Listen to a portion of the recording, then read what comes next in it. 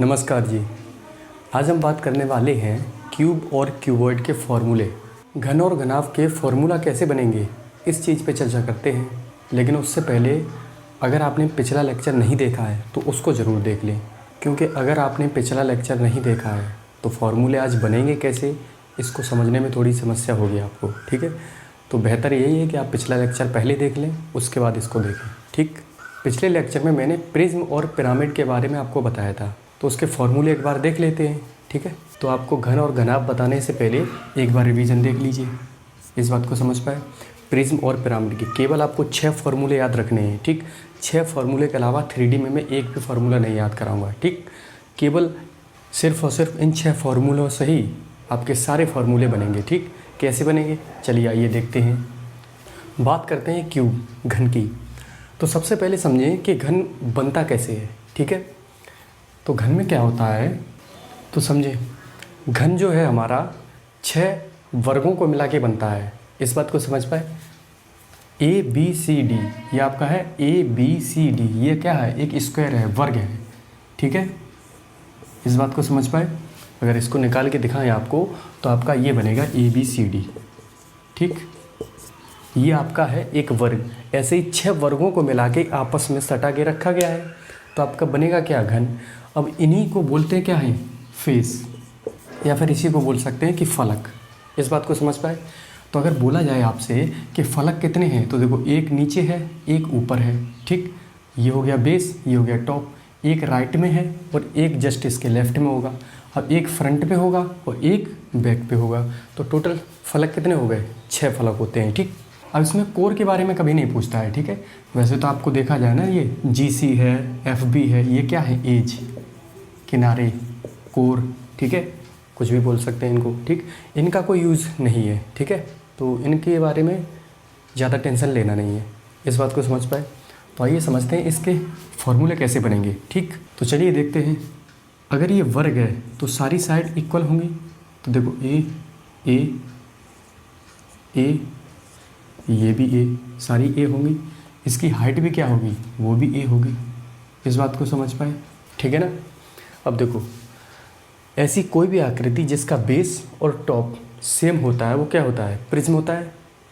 कल आपको बताया गया था। ठीक, अगर ये प्रिज्म है तो इसके आयतन की अगर हम बात करें तो वो क्या होगा, वॉल्यूम की अगर हम बात करें तो वो आपका होगा बेस एरिया इनटू हाइट। इस बात में किसी को कोई समस्या होनी भी नहीं चाहिए। ठीक, ABCD अगर आप देखें, इसका बेस तो वो आपका एक स्क्वायर है। स्क्वायर की अगर साइड ए है तो इसका एरिया कितना होगा, तो आप कहेंगे सिंपली कि ए स्क्वायर इसका एरिया होगा। ठीक है, अब ए स्क्वायर कैसे होगा, इस चीज़ को भी मैंने डिफ़ाइन किया है पिछले लेक्चर्स में। ठीक है, तो आपने अगर पिछले लेक्चर नहीं देखे हैं तो पिछले लेक्चर पहले ज़रूर देखें, क्योंकि एक एक चीज़ की क्लैरिटी बहुत ज़रूरी है। बेस एरिया, बेस हमारा स्क्वायर बनना है, उसका एरिया कितना है, ए स्क्वायर इनटू। अब हाइट की बात बताएं, अगर हम देखें इसकी हाइट, तो हाइट कितनी है, हाइट यही तो है, समझ पा रहे हैं। तो ये भी कितनी है, ए है, तो हाइट की जगह लिख सकते हैं ए। अब देखो ए स्क्वायर इंटू ए क्यूब हो गया। गुणा में घातें जुड़ जाती हैं, इसकी घात कोई नहीं तो 1 मान सकते हैं। बेस अगर सेम होता है तो गुणा में घातें जुड़ जाती हैं, तो कितना हो गया, ए क्यूब। तो इसीलिए वॉल्यूम जो होता है वो घन का कितना होता है, साइड का क्यूब। ए हमारी क्या थी, साइड, तो इसी को सिंपली लिख सकते हैं कि साइड की क्यूब, भुजा का क्यूब। यही होता है हमारा क्या, आयतन। अब समझ पा रहे फॉर्मूले कैसे बनना है। ठीक है, ऐसे ही आपको रटने की कोई ज़रूरत नहीं है, एक एक फार्मूला कैसे बनेगा वो सब मैं आपको बताऊंगा। ठीक, बशर्ते इससे पिछला लेक्चर आपका देखा होना चाहिए। ठीक, तभी आप ये समझ पाएंगे।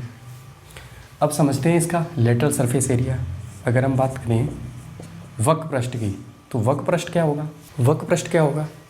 अब वक्र पृष्ठ के बारे में मैंने क्या बताया था, बेस और टॉप, इसको अगर छोड़ दें और घुमावदार एरिया जितना भी होगा वो टोटल अगर ऐड कर दें तो वो हमारा क्या बन जाता है, वक्र पृष्ठ बन जाता है। इस बात को समझ पाए। तो देखो वक्र पृष्ठ, बेस और टॉप को अगर छोड़ेंगे तो आपके पास फलक कितने बचे, तो आप सिंपल कहेंगे सर एक राइट में, एक लेफ्ट, 2 ये होगा, एक फ्रंट है, एक बैक है, यानी कि 2 और 2 4। टोटल फलक जो बचे वो बचे कितने, 4 फलक बचे। यहाँ तक बात क्लियर है, अब समझें। 4 फलक बचे हैं, एक फलक का एरिया जो है वो कितना है, तो आप कहेंगे ए स्क्वायर। ठीक, हैं कितने, 4, तो सिंपल आप चारों को जोड़ सकते हैं। यहाँ तक कोई समस्या? तो आप अगर देखें तो ए स्क्वायर ए स्क्वायर ए स्क्वायर ए स्क्वायर यानी कि 4a²। कुछ रटने की ज़रूरत पड़ेगी? कुछ नहीं, ठीक है। इसी चीज़ को अगर आप फार्मूले से देखना चाहें तो वो फार्मूला क्या था? फार्मूला था कि बेस की पेरीमीटर यानी कि आधार का परिमाप, तो वो कितना होता है 4a इंटू हाइट कितनी है a, तो वहाँ से भी फार्मूला आपका बनेगा क्या 4a²।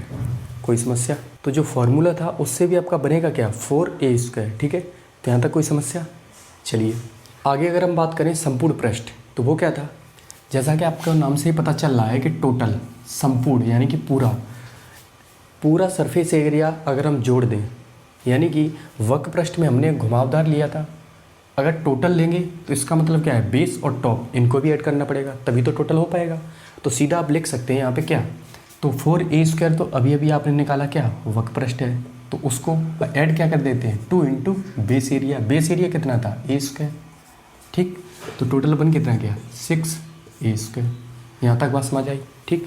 अब इसी को दूसरे तरीके से क्या सोच सकते थे कि सर इसमें 6 फलक होते हैं, एक फलक का एरिया अगर a² है तो टोटल हैं कितने फलक 6, तो 6 बार a² हम जोड़ सकते हैं। वो भी आपका सोचना सही है, ठीक है, क्योंकि जो हाई लेवल के क्वेश्चन बनेंगे ना उनमें आपको इसी तरीके से सोचना पड़ेगा। इस बात को समझ पाए?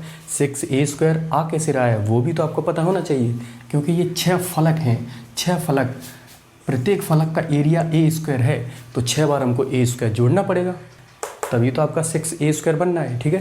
तो ये चीज़ आपको पता होनी चाहिए कि 6a² भी बना कैसे, ठीक है ना।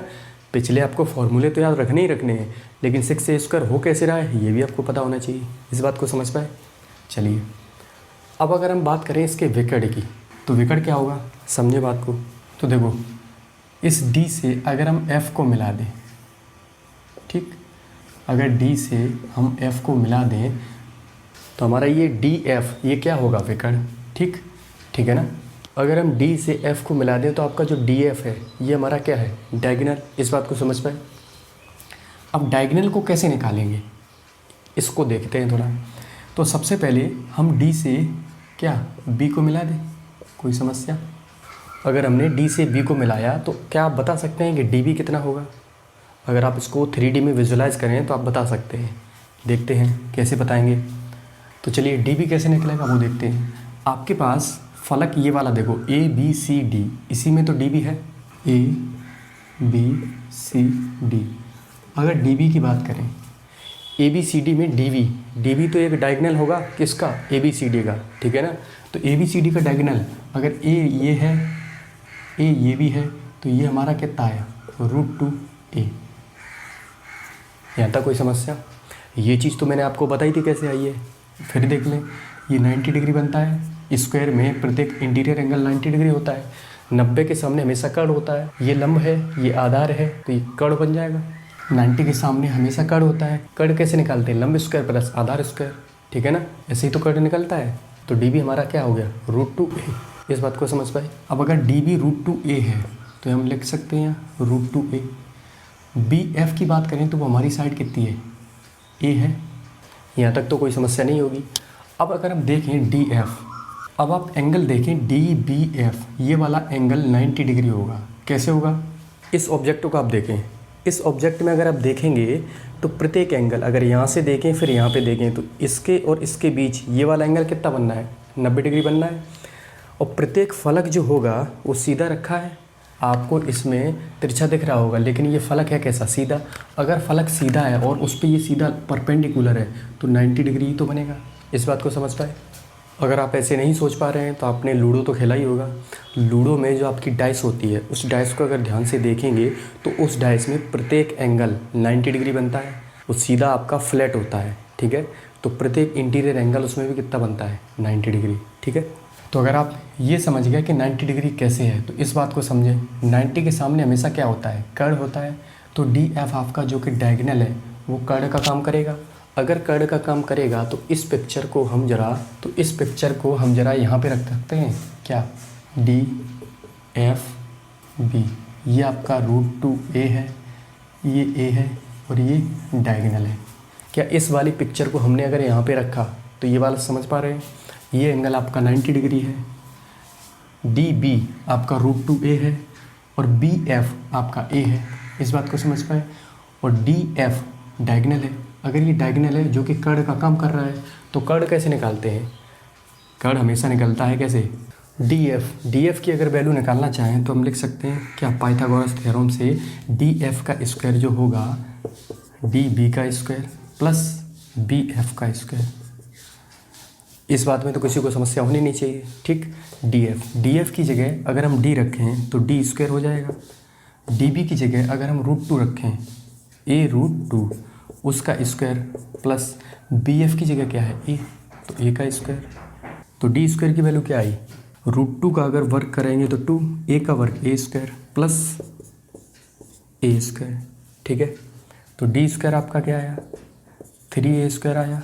D की अगर हम बात करें तो इधर रूट चढ़ेगा, ठीक। तो 3 का रूट तो कुछ होगा नहीं, a स्क्वायर बाहर a निकलेगा, तो हम लिख सकते हैं यहाँ पे कि D बराबर a√3। यहाँ तक किसी को समस्या? इसी को लिख सकते हैं क्या, विकर्ण जो हमारा होता है वो क्या होता है, भुजा√3। उम्मीद है विकर्ण कैसे निकला वो आप समझ पाए, ठीक है ना। तो चीज़ों को अगर इतने बेसिक से समझ के चलेंगे, बारीकियाँ उसकी पकड़ के चलेंगे, तो आपको कहीं समस्या नहीं होने वाली। इस बात को समझ रहे। और एक कमाल की बात होती है क्या, कि आप चाहे तो चपरासी की नौकरी करें या आप कंधों पे 3 स्टार इंस्पेक्टर पोस्ट लें, सबका बेसिक समान होता है। इस बात को समझ पाए। तो बेसिक सबका सेम मिलेगा। तो बेसिक को अगर समझ के चलेंगे तो किसी में कोई समस्या नहीं होने वाली। आप हर एग्ज़ाम के मैथमेटिक्स को डील कर सकते हैं, ठीक है, सिर्फ और सिर्फ बेसिक से, ठीक है। तो उम्मीद है ये सब चीज़ें आपको क्लियर होंगी, ठीक है। तो बिल्कुल बेसिक से समझ के चलना है। अगर बेसिक आप अच्छे से पकड़ते हैं तो किसी भी एग्ज़ाम का मैथमेटिक्स आप हैंडल कर सकते हैं। इस बात को समझ पाए, ठीक। अब चलिए अब देखते हैं घनाभ के बारे में। चलिए अब समझते हैं घनाभ के बारे में। घनाभ क्या होता है वो देख लेते हैं, ठीक है। देखो घनाभ में भी अगर देखा जाए तो फलक कितने होते हैं, 6 होते हैं। लेकिन प्रत्येक फलक जो है वो क्या होता है, एक रेक्टेंगल होता है। इस बात को अच्छे से समझना। ABCD प्रत्येक फलक क्या होगा, एक रेक्टेंगल होगा जिसकी लेंथ मान लो L है, ब्रेथ मान लो B है। इस बात को समझ पाए। प्रत्येक एंटीरियर एंगल कितना होता है, वो 90 डिग्री होगा। इस बात को भी समझ पाते हैं। तो आयत क्या था वो तो आपको पिछले लेक्चर में हम बता चुके हैं।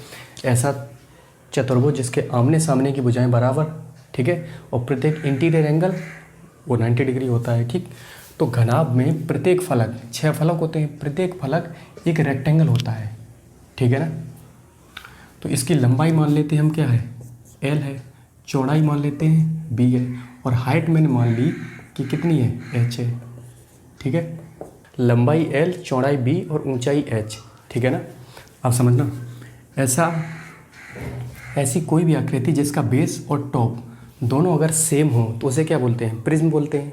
और अभी अभी आपको बताया गया है कि प्रिज्म का आयतन क्या होता है। अगर वॉल्यूम की बात करें तो वो क्या होगा, बेस एरिया इनटू हाइट, यही तो होता है प्रिज्म का आयतन, ठीक। तो अगर बेस एरिया, बेस जो कि हमारा है क्या, एक रेक्टेंगल, रेक्टेंगल का एरिया क्या होता है, रेक्टेंगल के एरिया की बात करें तो वो क्या होगा, लेंथ इंटू ब्रेड्थ। एरिया की बात करें तो कितना होगा, लंबाई गुणा चौड़ाई। ये बात तो आपको पता है। तो सीधा हम लिख सकते हैं बेस एरिया की जगह क्या, लंबाई इंटू चौड़ाई इंटू हाइट क्या है। देखो हाइट हमारी H है तो क्या रख सकते हैं, H। तो इसीलिए वॉल्यूम जो होता है आयतन वो कितना होता है, LBH, ठीक है। लंबाई गुणा चौड़ाई गुणा ऊंचाई। एक घनाभ का आयतन जो होता है वो क्या होता है, लंबाई गुणा चौड़ाई गुणा ऊंचाई, ठीक है। कैसे होता है वो चीज़ आपको समझ आई, ठीक। चलिए अब समझते हैं इसका वक्रपृष्ठ का क्षेत्रफल कैसे निकालेंगे, ठीक है। या फिर इसी को बोल देते हैं LA वक्रपृष्ठ, और इसी को दूसरा नाम दिया जाता है एक 4 दीवारी का क्षेत्रफल।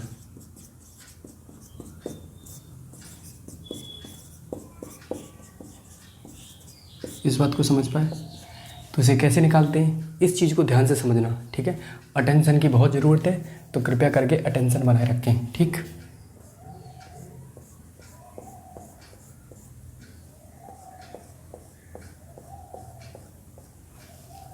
तो देखो जैसा कि आपको पता हो कि वक्रपृष्ठ का मतलब क्या था, वक्रपृष्ठ का मतलब था कि बेस और टॉप का एरिया छोड़ दें तो घुमावदार जितने भी फलक होंगे, जितना भी एरिया आएगा, वही हमारा क्या है, वक्र पृष्ठ का एरिया। तो पहले समझ लेते हैं कि 4 दीवारें वो कौन सी हैं जिनका हमें क्षेत्रफल चाहिए।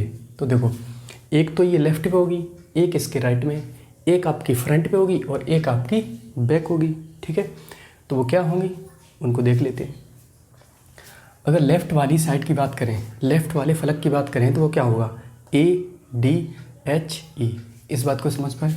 तो क्या हम उस चीज़ को यहाँ पे रख सकते हैं, ADHE।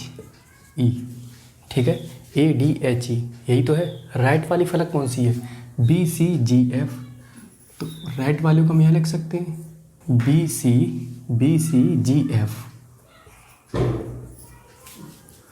BCGF। राइट वाला ये निकल आया। ठीक है, अब फ्रंट वाले की बात करें तो फ्रंट वाला क्या होगा, ABFE। तो फ्रंट वाले को हम यहाँ लिख सकते हैं ABFE। ठीक है ना, ये फ्रंट वाला आ गया। और बैक वाला कौन सा होगा, CDHG। ठीक है, तो बैक वाले को ये बना दिया CDH। तो ठीक है, ध्यान से देखना इन फलकों को, ADHE लेफ्ट वाला फलक ये आया। राइट वाले की बात करें BCGF, तो ये आपका ये आ गया। ठीक है, फ्रंट वाले की बात करें ABFE, तो आपका ये आ गया ABFE। और बैक वाले की बात करें तो वो क्या होगा, CDHG। इस बात को समझ पाए, CDHG। यहाँ तक क्लियर है। अब इनकी मेजरमेंट लिख लेते हैं। ठीक, बात करें अगर हम AD, तो वो कितना होगा आपका, B होगा। तो आपका कितना होगा, वो B होगा। ठीक, हम अगर बात करें AE, तो AE आपका कितना है, वो H है, तो H लिख दो। ठीक, राइट वाले में देखें BC की बात करें तो वो कितनी होगी, B होगी। ठीक, अगर हम कहें BF तो वो कितना होगा, H होगा। ठीक है, अगर हम कहें AE, इसमें देखो AE वो कितना है, H है। AB की बात करें तो वो कितना है, AB, ध्यान से समझना, L होगा, L लिख दिया। ठीक, यही अगर हम बात करें CD, तो CD आपके पास कितना होगा, CD को L लिख सकते हैं, तो L लिख दिया।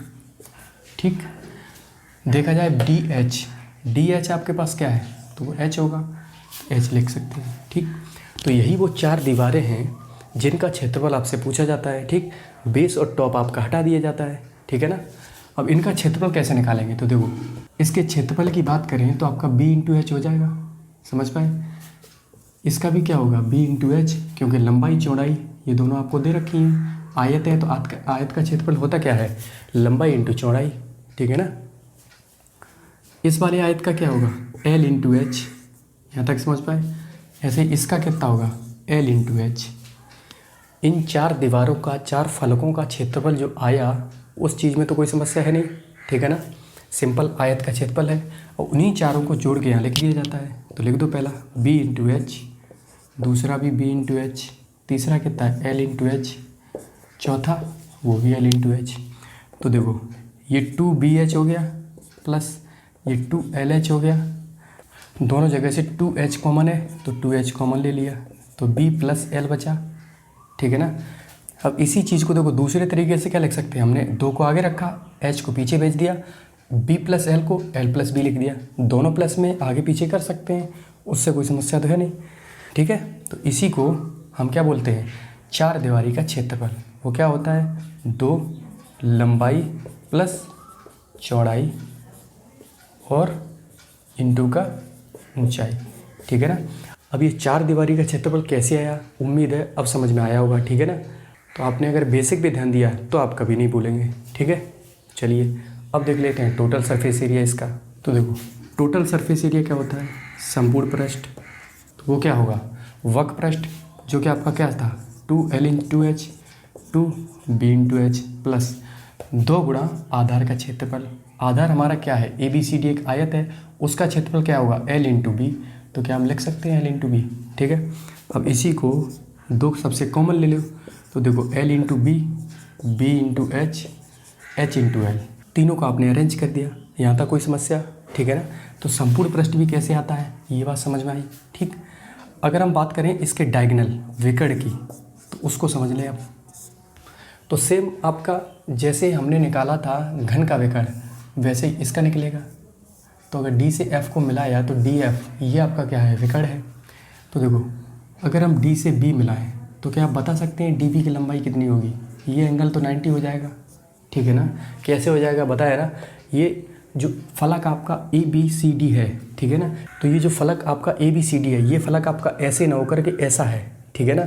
अगर आपका सीधा फलक है जिस पे आपका अगर सीधा फलक है जिस पे आपकी ये वाली लंबाई बी एफ को देखना, अगर ये खड़ी है तो क्या आप बता सकते हैं ये वाला एंगल, ये वाला, ठीक है ना, ये वाला एंगल आपका 90 ही बनेगा। समझ पा रहे हैं कैसे बनना है? तो अगर आप 3D में विजुलाइज करेंगे तो आपको 90 दिखेगा। इस बात को समझ पाए? तो अगर हम बात करें आपसे डी बी, इस डी बी की लंबाई बता सकते हैं? तो आप कहेंगे sir A B C D एक आयत है, डी बी इसका विकर्ण है। तो आयत का विकर्ण क्या होता है? √L² + B²। यहाँ तक कोई समस्या? उम्मीद है कि नहीं होनी चाहिए, ठीक। तो आप अगर देखें एक राइट एंगल ट्रायंगल हम बाहर निकाल सकते हैं। तो अगर हम राइट एंगल ट्रायंगल देखें डी बी एफ, इसको अगर हम बाहर ले लें तो डी बी की लंबाई जो कि आपकी क्या है √L² + B², बी एफ जो कि आपके पास क्या है h। तो क्या आप डी जो कि बन रहा है क्या, एक विकर्ण, इसी को कर्ण भी बोल सकते हैं क्योंकि राइट एंगल ट्रायंगल में 90 के सामने हमेशा कर्ण होता है। तो क्या आप पाइथागोरस थ्योरम से डी निकाल सकते हैं? बिल्कुल निकाल सकते हैं। विकर्ण की अगर बात करें तो क्या होगा, कर्ण का वर्ग बराबर होता है लंब का वर्ग यानी कि h का वर्ग प्लस आधार का वर्ग यानी कि √L² + B² का होल स्क्वायर। तो d² की अगर बात करें तो इसको पहले लिखें L² + B² + B² प्लस का h², ठीक है। तो हम बात करेंगे d, तो वो क्या हो जाएगा, रूट चढ़ा देंगे L² + B² + h²। यहाँ तक किसी को कोई समस्या? तो देखो अब इसी पे एक प्यारा सा क्वेश्चन बनता है। वो क्या बनता है कि आपके पास एक घनाभ के आकार का रूम है, उसमें सबसे लंबी छड़ की लंबाई पूछ लेता है। तो सबसे लंबी जो छड़ होती है वो क्या होती है, वो विकर्ण ही होती है, ठीक है ना। तो इसी को दूसरा नाम से लिख सकते हैं कि सबसे लंबी छड़ की लंबाई, तो वो क्या होगी, वो हमेशा विकर्ण ही होती है, ठीक है ना। जो कि आपका क्या बनेगी, √L² + B² + h²। इस बात को समझ पाए? तो ये कुछ बेसिक्स हैं आपके फॉर्मूले कैसे बनना है, ठीक है। तो इन चीज़ों पर अगर आपने अच्छे से पकड़ बना ली तो अच्छे लेवल के जितने भी क्वेश्चंस बनेंगे उनमें आपका दिमाग चलना शुरू हो जाएगा, ठीक है। और इसी की रिक्वायरमेंट होती है अच्छे लेवल के क्वेश्चंस में, ठीक है। तो आज के लिए फिर इतना ही रखते हैं। बाकी आप रिवीजन ज़रूर कर लेना इन सब का। और जो भी आपके दोस्त भाई बहन जिनको वाकई में ज़रूरत है एक कंसेप्चुअल क्लैरिटी की मैथमेटिक्स में, तो उनको इस चैनल का नाम रिकमेंड ज़रूर करें, ठीक है। बाकी लाइक सब्सक्राइब करते रहें, ठीक है। धन्यवाद। तो आज के लिए फिर इतना ही रखते हैं।